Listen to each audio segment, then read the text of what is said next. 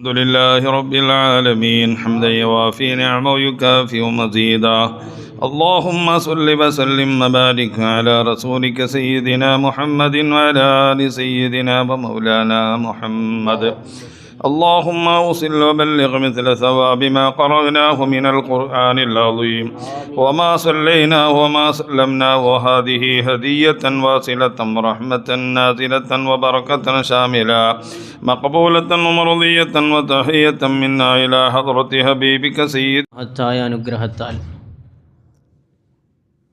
നമ്മുടെ ഈ പള്ളിയിൽ മുസമ്മിൽ ഇജാബ ഹിഫ്ളുൽ ഖുർആൻ കോളേജ് പ്രവർത്തനം ആരംഭിച്ചതിൻ്റെ വാർഷിക സദസ്സിലാണ് നമ്മൾ ഒരുമിച്ച് കൂടിയിട്ടുള്ളത്. അല്ലാഹു തആല ഈ ഒരുമിച്ച് കൂടൽ അവൻ്റെ സ്വാലിഹായ ഒരു അമലായി അള്ളാഹു നമ്മിൽ നിന്ന് സ്വീകരിക്കുമാറാവട്ടെ. വിശുദ്ധ ഖുർആൻ ആണ് മുസ്ലിമിൻ്റെ ഏറ്റവും പ്രധാനപ്പെട്ട മാനിഫെസ്റ്റോ. ഖുർആൻ ആണ് ഇസ്ലാമിൻ്റെ മുസ്ലിംകളുടെ ജീവിത പദ്ധതി. അതോടൊപ്പം തന്നെ നമ്മുടെ ആത്മീയതയുടെയും അടിസ്ഥാനം. ദിവസവും ഖുർആൻ പാരായണം ചെയ്യുക എന്നത് മുസ്ലിമിനെ സംബന്ധിച്ച് ഒഴിച്ചുകൂടാൻ കഴിയാത്ത ഏറ്റവും പ്രധാനപ്പെട്ട കാര്യമാണ്. പക്ഷേ പുതിയ കാലത്ത് പലപ്പോഴും ഖുർആൻ നോക്കി പാരായണം ചെയ്യാൻ പോലും കേരളത്തിൽ പോലും നമ്മുടെ തലമുറകളിലെ പുതിയ കുട്ടികൾക്ക്, ചെറുപ്പക്കാർക്ക് സാധിക്കാത്ത ഒരു സാഹചര്യം നമ്മൾ കാണുന്നുണ്ട്. നമ്മുടെയൊക്കെ ചെറുപ്പകാലത്ത് റമളാൻ വന്നാൽ പള്ളികളിൽ നിറയെ കുട്ടികളുണ്ടാവും. പള്ളിയിൽ ആ കുട്ടികൾ തമ്മിൽ മത്സരമാണ്. എന്തിനാണ് മത്സരം? വിശുദ്ധ ഖുർആൻ ഖത്മ് പൂർത്തീകരിക്കുന്നതിലാണ് മത്സരം. വലിയ ആളുകളും വയോധികന്മാരായ ആളുകളുമൊക്കെ ഓതുന്ന സമയത്ത് ഇടയ്ക്കിടെ കുട്ടികളോട് ചോദിക്കും, നീ എത്ര ജുസ് ആയി, എത്ര ഖത്മായി? ആ ചോദിക്കുന്ന സമയത്ത് നമ്മളെല്ലാവരും ആഗ്രഹിച്ചത് നമ്മുടെ കൂട്ടത്തിൽ ആ നാട്ടിലെ കുട്ടികൾ, ആ പള്ളിയിൽ വരുന്ന കുട്ടികൾ പറയുന്നതിനേക്കാൾ കൂടുതൽ എൻ്റെ ജുസ് ആവണം, എൻ്റെ ഖത്മ് ആവണം എന്നാണ് അന്ന് നമ്മളൊക്കെ ആഗ്രഹിച്ചത്. അങ്ങനെ ഒരു ചെറുപ്പകാലം നമുക്കുണ്ടായിരുന്നു. ചെറുപ്പക്കാരും കുട്ടികളും എല്ലാവരും ഒന്നിച്ചിരുന്ന് നിറയെ പള്ളിയിൽ ഖുർആൻ ഓതുന്ന ഒരു വല്ലാത്ത കാഴ്ച. ഇന്ന് നമ്മളത് കാണാത്തതിൻ്റെ ഒരു പ്രധാന കാരണം ഖുർആൻ ഓതാൻ അറിയില്ല എന്നുള്ളതാണ്. ഓതാൻ അറിയാത്ത ഒരാൾക്ക് ഇത് നോക്കാൻ ഒരു താല്പര്യം ഉണ്ടാവില്ല. നമുക്ക് വായിക്കാൻ അറിയാത്ത ഒരു ഭാഷയിലുള്ള ഒരു പത്രം നമ്മൾ എത്ര സമയം വായിക്കും? ഒരു പുസ്തകം നമ്മൾ എത്ര സമയം വായിക്കും? അതുമാത്രം നമ്മൾ ആലോചിച്ചാൽ മതി. രക്ഷിതാക്കളും ഈ വിഷയത്തിൽ തീരെ ബോധേടല്ലാത്ത ഒരു കാലം കൂടിയാണ്. എങ്ങനെയെങ്കിലും ഖുർആൻ പഠിപ്പിക്കണം എന്ന് രക്ഷിതാക്കൾ ആഗ്രഹിക്കുമ്പോഴാണ് നമ്മുടെ മാതാപിതാക്കളും നമ്മുടെ വല്യമ്മമാരും വല്യപ്പമാരും ഒക്കെ നമ്മളെ ഖുർആൻ പഠിപ്പിക്കാൻ ഏറ്റവും വലിയ പ്രാധാന്യം നൽകിയതുകൊണ്ടാണ് നമുക്ക് ഖുർആൻ ഓതാൻ ഇഷ്ടമുണ്ടായത്, ഖുർആൻ പഠിക്കാൻ ഇഷ്ടമുണ്ടായത്, ഖുർആൻ ഓതാൻ കഴിയുന്നത്. പക്ഷേ ആ രൂപത്തിലുള്ള ഒരു ആത്മീയമായ ശിക്ഷണം ഇന്നത്തെ കാലത്ത് വളരെ വിപുലമായ സംവിധാനങ്ങളുള്ള ഒരു കാലമാണ്. AI യുഗത്തിലാണ് നമ്മൾ ജീവിക്കുന്നത്. ഖുർആൻ പഠിക്കണമെങ്കിൽ ഒരു ഇൻസ്റ്റിറ്റ്യൂഷനിലും പോവാതെ പൂർണ്ണമായും ഓൺലൈൻ മാത്രം ആശ്രയിച്ച് ഖുർആൻ പൂർണ്ണമായി മനഃപ്പാഠമാക്കിയ ആറു വയസ്സുള്ള ഒരു കുട്ടിയുടെ വാർത്തയാണ് കഴിഞ്ഞ ദിവസം കണ്ടത്. വളരെ ചെറിയ ഒരു കുഞ്ഞ് ഓൺലൈൻ സംവിധാനത്തെ മാത്രം ആശ്രയിച്ചുകൊണ്ട് ഖുർആൻ പൂർണ്ണമായി മനഃപ്പാഠമാക്കുന്നത്. ആ കുട്ടിയോട് ഏത് സൂറത്ത് പറഞ്ഞാലും, ഏത് പേജ് പറഞ്ഞാലും, ആയത്ത് നമ്പർ പറഞ്ഞാലും ആ കുട്ടി ഓതും. അതാണ് ഹിഫ്ള് എന്ന് പറയുന്നത്.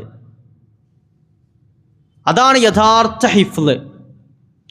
ഇന്ന് ഹിഫ്ളും ഖിറാഅത്തും തജ്വീദും നമുക്ക് നഷ്ടപ്പെട്ടുകൊണ്ടിരിക്കുന്ന ഒരു കാലത്ത് അതിനെ പരമാവധി ആളുകൾക്ക് അതിൻ്റെ ബോധം നൽകുകയും പഠിക്കാനുള്ള സാഹചര്യങ്ങൾ ഒരുക്കുകയും ചെയ്യുക എന്ന ഉദ്ദേശത്തോടെയാണ് നമ്മുടെ വന്ദ്യരായ ഉസ്താദ് ഇങ്ങനൊരു സംവിധാനം ഇവിടെ സ്ഥാപിച്ചിട്ടുള്ളത്. അല്ലാഹു തആല ഇതിനെ ഒരു വലിയ ഇൻസ്റ്റിറ്റ്യൂഷനാക്കി മാറ്റി ഖിയാമത്ത് നാൾ വരെ ഇതിനെ അല്ലാഹു തആല നിലനിർത്തുകയും ഒരുപാട് ഹാഫിളീങ്ങളെയും ആലിമീങ്ങളെയും വാർത്തെടുക്കാൻ ഇത് കാരണമാവുകയും ചെയ്യണം. അല്ലാഹു തആല അതിന് നമുക്ക് തൗഫീഖ് നൽകട്ടെ.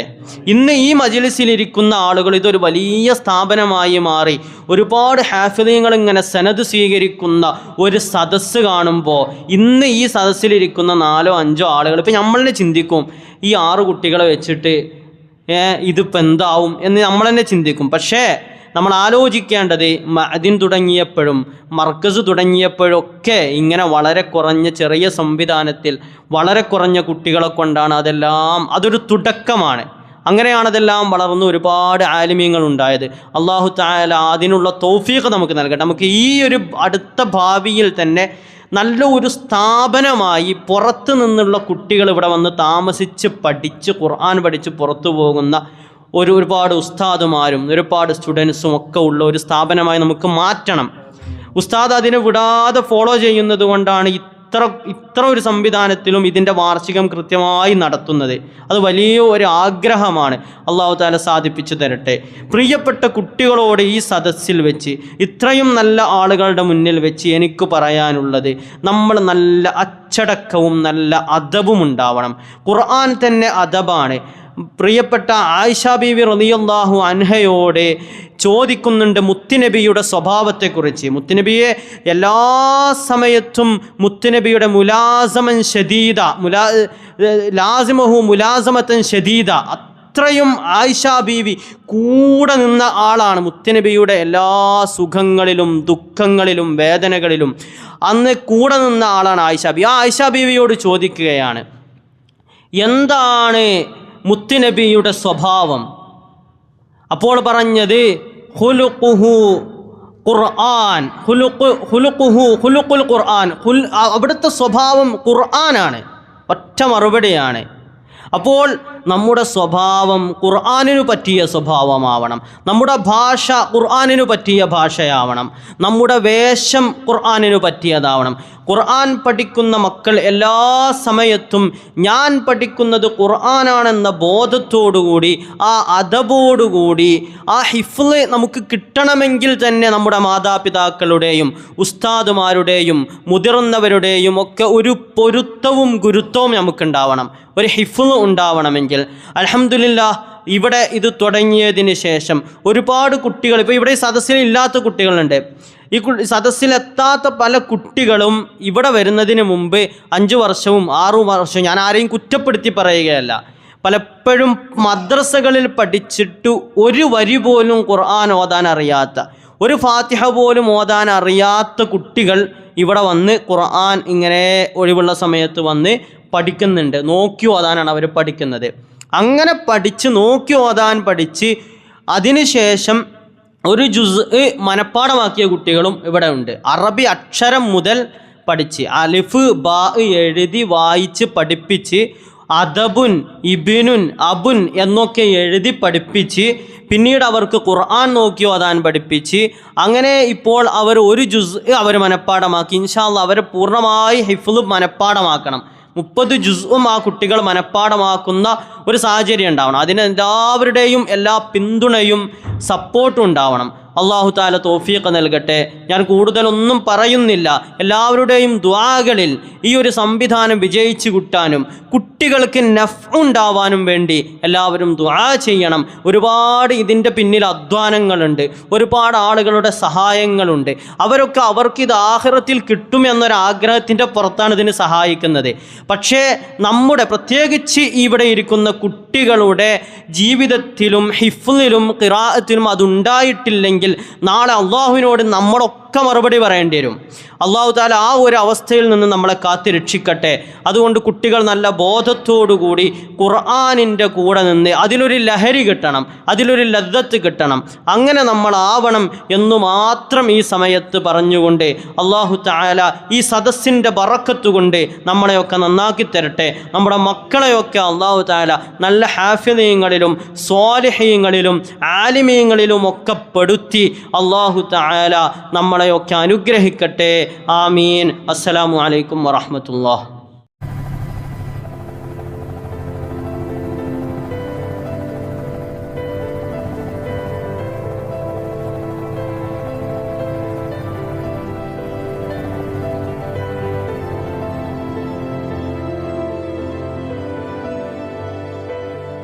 കാരണം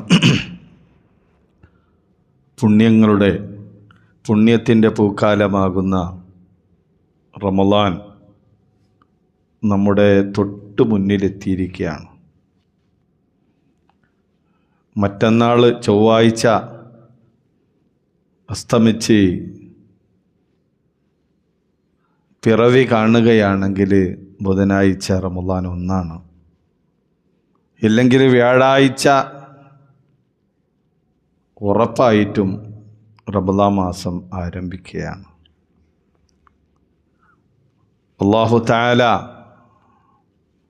ബഹുമാനിച്ച ആദരിച്ച മാസമാണല്ലോ റമളാൻ. റമളാനിൻ്റെ പ്രത്യേകത ഖുർആനിൽ അല്ലാഹു പറഞ്ഞത് ശഹ്റു റമളാനല്ലദീ ഉൻസില ഫീൽ ഖുർആൻ. അള്ളാഹുവിൻ്റെ കലാമിനെ, ഖുർആനിനെ അള്ളാഹു ഇറക്കാൻ തീരുമാനിച്ചപ്പോൾ അള്ളാഹു തആല അതിന് വേണ്ടി സെലക്ട് ചെയ്തത്, തിരഞ്ഞെടുത്തത് റമളാൻ മാസത്തെയായിരുന്നു. ഖുർആനിനെ, അള്ളാഹുവിൻ്റെ കലാമിനെ പ്രവാചകനിലൂടെ നമ്മളിലേക്ക് അവതരിപ്പിക്കാൻ വേണ്ടി തെരഞ്ഞെടുത്ത മാസമാണ് റമളാൻ. ഖുർആൻ മാത്രമല്ല,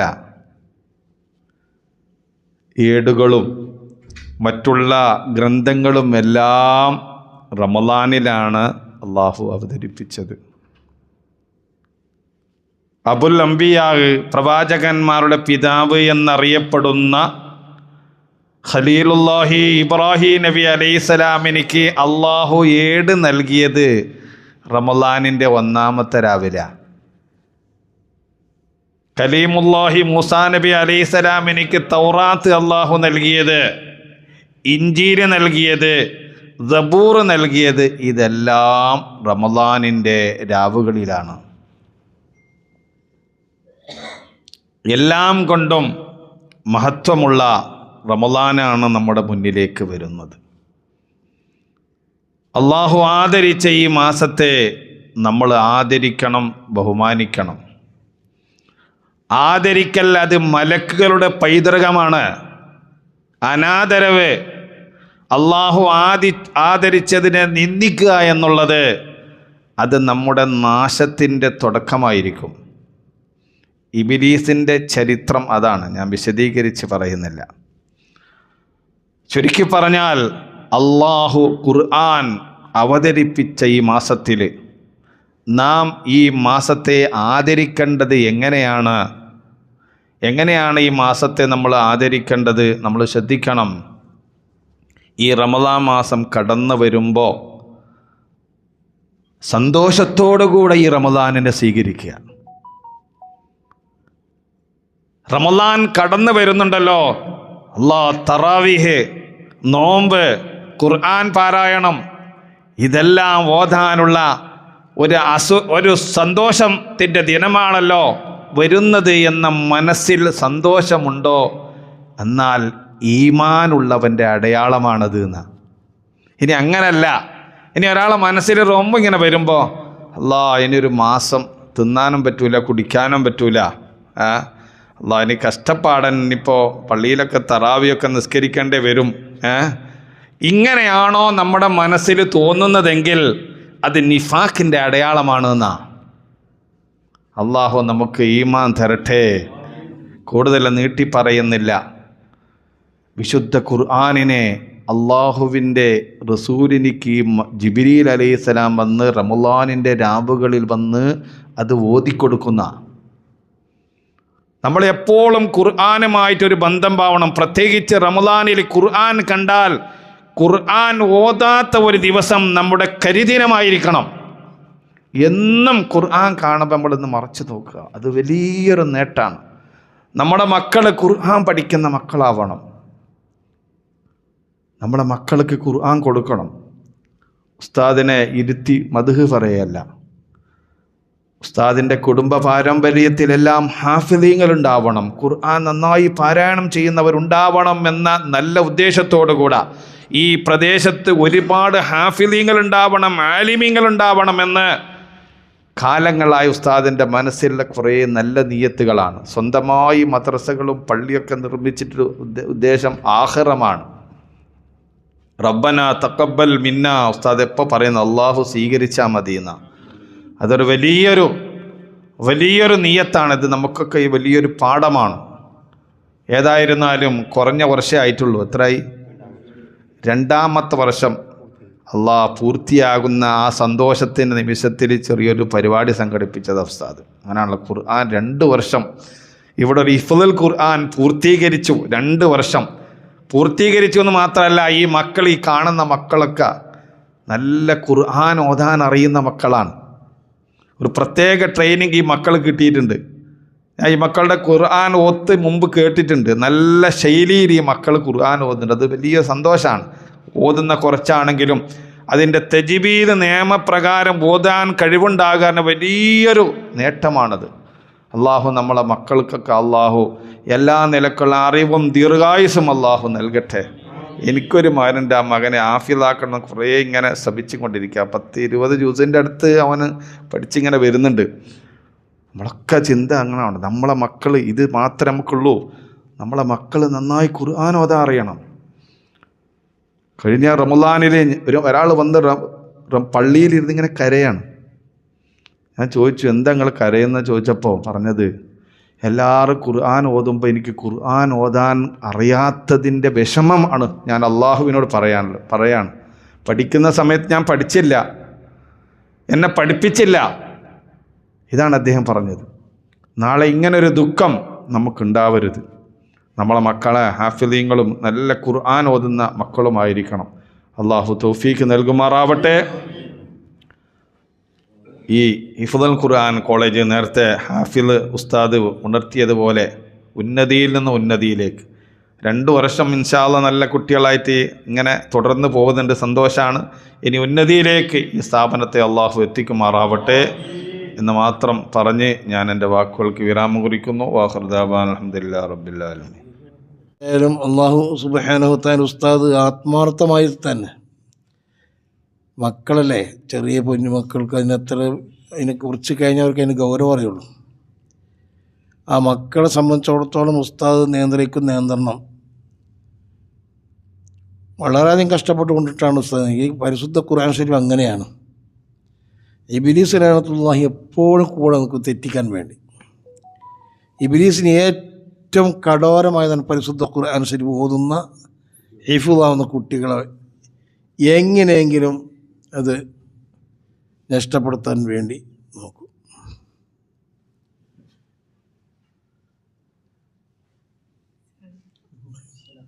അപ്പോൾ ഞാൻ പറഞ്ഞു വരുന്നത്, നമ്മൾ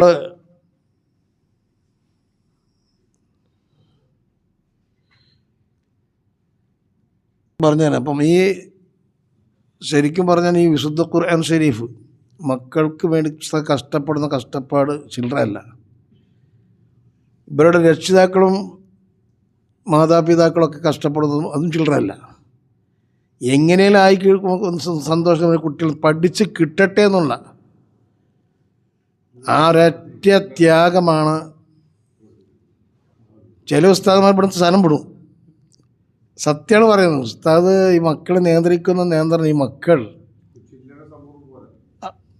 കല അനുഭവങ്ങൾ പാഠങ്ങളാണ്.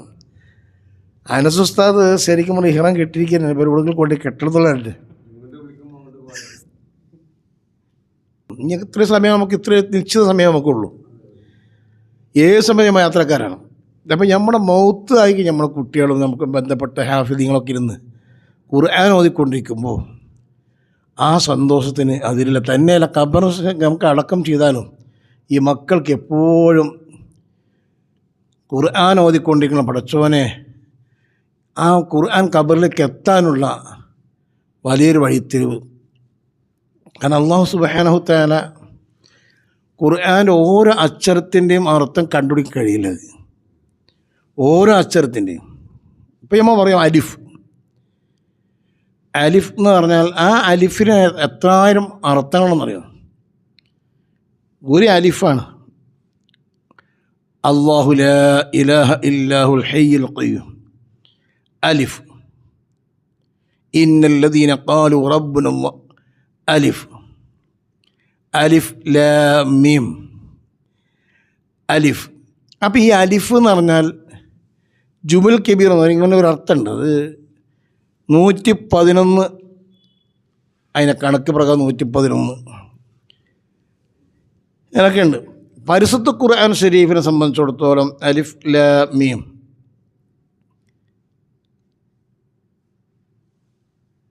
അപ്പോൾ മുഫസ്സിരീങ്ങൾ നമുക്ക് ഐക്യക്കേണ്ട എല്ലാവരും ഒറ്റ ഒരു അഭിപ്രായമാണ്.